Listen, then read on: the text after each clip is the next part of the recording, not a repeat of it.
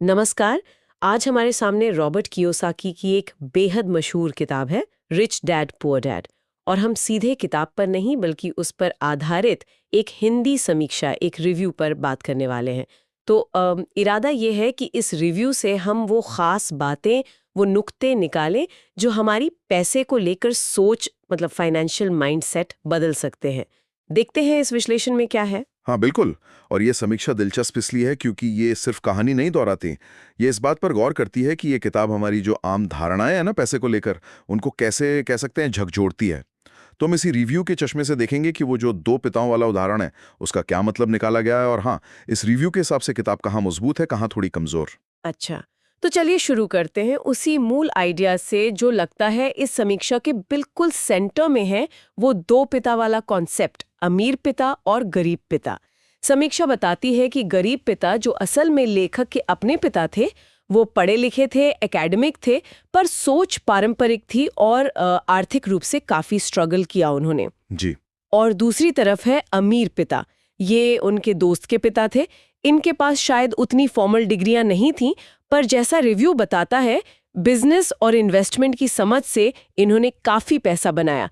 तो ये जो कॉन्ट्रास्ट है, यही कहानी की बुनियाद है। हाँ, ये विरोधाभास।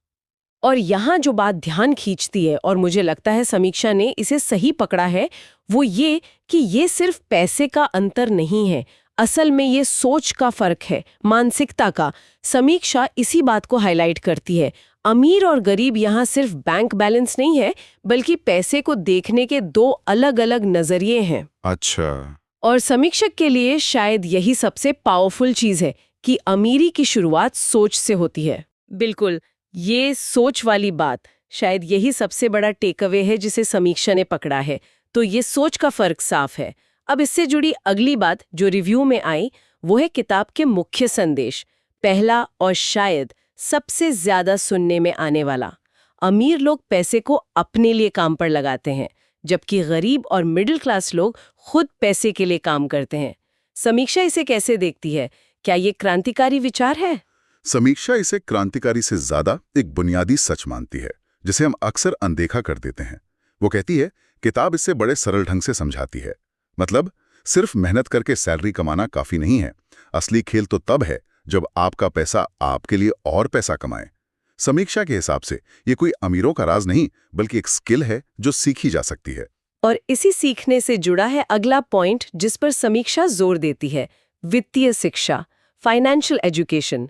समीक्षा अफसोस जताती है कि ये ज्ञान हमें स्कूलों कॉलेजों में सिखाया ही नहीं जाता।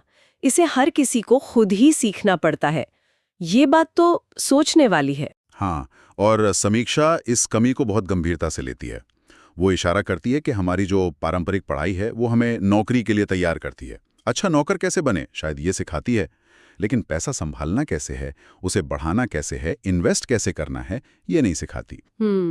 तो कियोसाकी इस रिव्यू के अनुसार इसी गैप को भरने की कोशिश करते हैं, और फाइनेंशियल लिटरेसी को वो सेल्फ डिपेंडेंस की चाबी बताते हैं। समीक्षक शायद यही कह रहे हैं कि ये जो वित्तीय निरक्षरता है ना, यही लोगों को रैट रेस में फंसाए रखती है। ये रैट रेस वाली बात ये काफी मजबूत है, और शायद इससे निकलने का एक रास्ता समीक्षा उस कॉन्सेप्ट में देखती है जिसे शायद किताब का सबसे प्रैक्टिकल हिस्सा कहा जा सकता है, संपत्ति और देनदारी के बीच का फर्क समझना।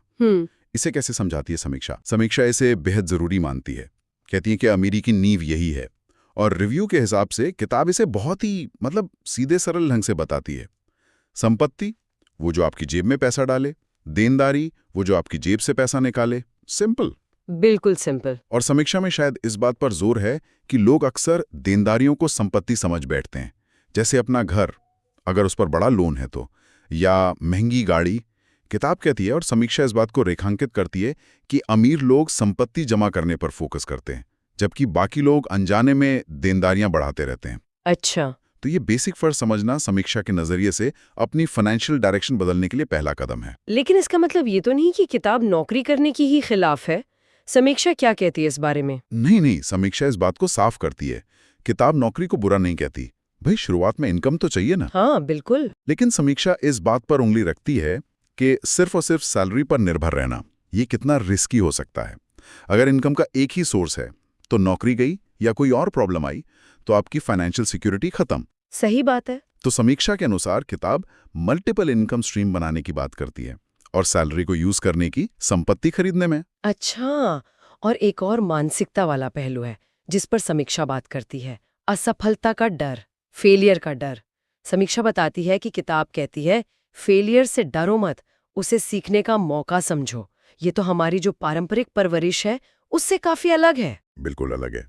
और समीक्षा इस कॉन्ट्रास्ट को गरीब पिता की सोच, मतलब सेफ खेलो, गलती मत करो, रिस्क मत लो, और अमीर पिता की सोच, यानी हिम्मत करो, गलतियों से सीखो, कैलकुलेटेड रिस्क लो, इसके बीच का एक बड़ा फर्क बताती है।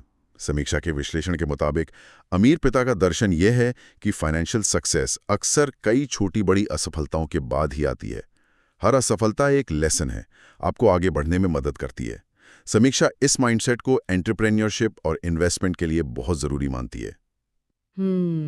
तो ये तो हुए किताब के मुख्य संदेश, जैसा कि समीक्षा ने उन्हें देखा। अब जरा उन ताकतों पर आते हैं जिनका जिक्र रिव्यू में है। समीक्षा कहती है कि किताब की भाषा बहुत सरल है, सिंपल है, और इसमें असल जिंदगी से मिलते जुलते उदाहरण है। क्या समीक्षा बताती है कि यह सिंप्लिसिटी क्यों खास है? हाँ, समीक्षा इस सरलता को किताब की एक बहुत बड़ी स्ट्रेंथ मानती है। तर्क ये है कि इसी वजह से ये किताब उन लोगों तक भी पहुंच पाती है जिनका फाइनेंस या इकोनॉमिक्स से कोई लेना देना नहीं रहा है। कॉम्प्लेक्स आइडियाज को कहानियों और आसान एग्जाम्पल से समझाया है, जिससे पढ़ने वाला कनेक्ट कर पाता है। अच्छा, समीक्षा शायद ये भी इशारा करती है कि उदाहरण इतने रोजमर्रा के हैं कि लोग उन्हें अपनी जिंदगी से रिलेट कर पाते हैं। बातें सिर्फ थियोरी नहीं लगती। और समीक्षा ये भी कहती है कि ये किताब किसी खास उम्र या ग्रुप के लिए नहीं है।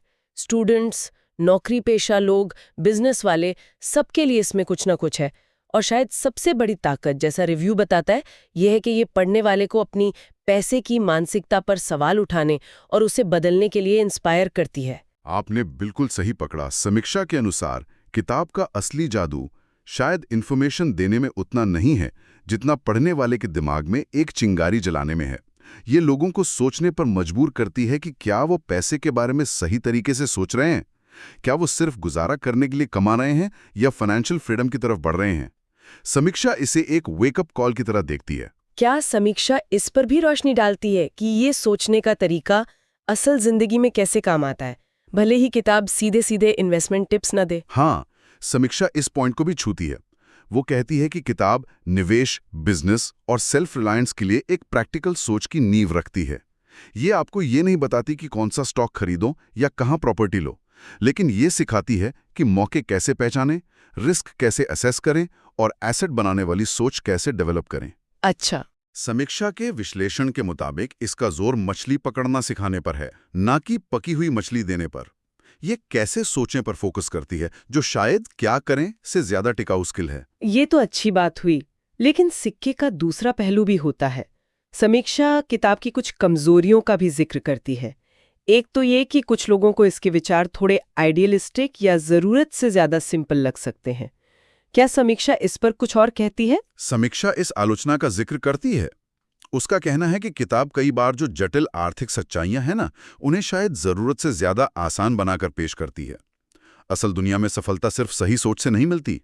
लक, हालात, सिस्टम के फैक्टर्स भी होते हैं, जिनका जिक्र किताब में शायद कम है। समीक्षा ये भी नोट करती है कि कुछ स्ट्रैटेजीज, जैसे बहुत ज्यादा कर्ज लेकर इन्वेस्ट करना, जो अमीर पिता सुझाते हैं, वो शायद हर किसी के लिए ना तो प्रैक्टिकल हैं, ना ही सेफ। और एक और कमी जिसका आपने पहले भी जिक्र किया था, specific step by step guidance की कमी। समीक्षा इसे कैसे देखती है? समीक्षा इसे एक तरह से दो धारी तलवार की तरह देखती है। एक तरफ ये किताब को ज्यादा फिलोसॉफिकल और कम हाउ टू गाइड बनाती है, तो जो लोग तुरंत लागू करने वाले नुस्खे ढूंढ रहे हैं वो निराश हो सकते हैं। हाँ, हो सकता है। समीक्षा मानती है कि क्यों और क्या सोचें पर इतना जोर है कि कैसे करे वाला हिस्सा पढ़ने वाले को खुद फिगर आउट करना पड़ता है।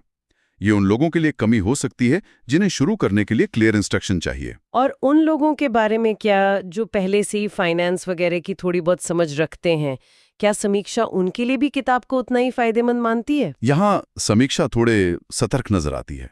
वो मानती है कि जो लोग पहले से इन्वेस्टमेंट, अकाउंटिंग या बिजनेस के बेसिक्स जानते हैं, उन्हें शायद किताब की कई बातें रिपीटेटिव या बहुत बेसिक लगें।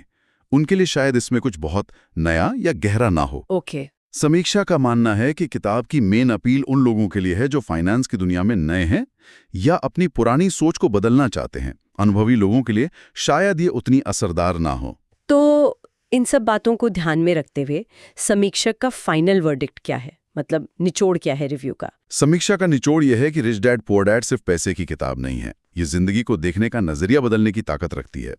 समीक्षा के अनुसार इसका सबसे बड़ा कंट्रीब्यूशन लोगों को ये सिखाना है कि वो अपनी फाइनेंशियल डेस्टिनी के लिए खुद जिम्मेदार बन सकते हैं, कि रिस्क लेना सीखने का हिस्सा है और ये कि पैसे को अपने कंट्रोल में लाना मुमकिन है, बजाय इसके कि पैसा आपको कंट्रोल करे। और क्या समीक्षक इसे किसी खास तरह के पाठक के लिए रेकमेंड करते हैं? हाँ, समीक्षा इसे हर उस इंसान के लिए मस्ट रीड मानती है जो आर्थिक स्वतंत्रता मतलब फाइनेंशियल फ्रीडम की तरफ पहला कदम बढ़ाना चाहता है, चाहे वो कॉलेज स्टूडेंट हो, नए जॉब शुरू करने वाला हो या कोई एंटरप्रेन्योर जो अपना बिजनेस बढ़ाना चाहता हो।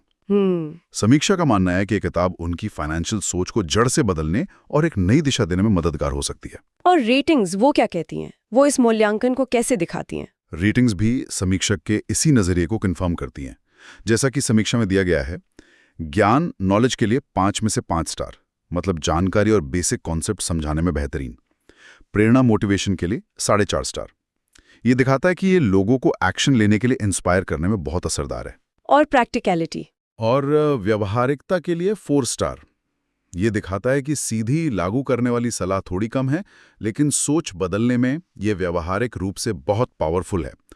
तो कुल मिलाकर समीक्षा इसे ज्ञान और प्रेरणा का एक मजबूत सोर्स मानती है, जिसका असली असर माइंडसेट पर होता है।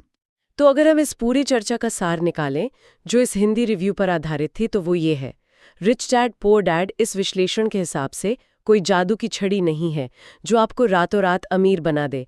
इसका असली मकसद है हमारी सोच को बदलना, पैसे को देखने का तरीका, एसेट और लायबिलिटी के बीच के फर्क को समझना, फाइनेंशियल एजुकेशन की ज़रूरत को पहचानना और इस डर से बाहर निकलना कि पैसा सिर्फ कमाया जा सकता है, उसे अपने लिए काम पर नहीं लगाया जा सकता। बिल्कुल सही कहा।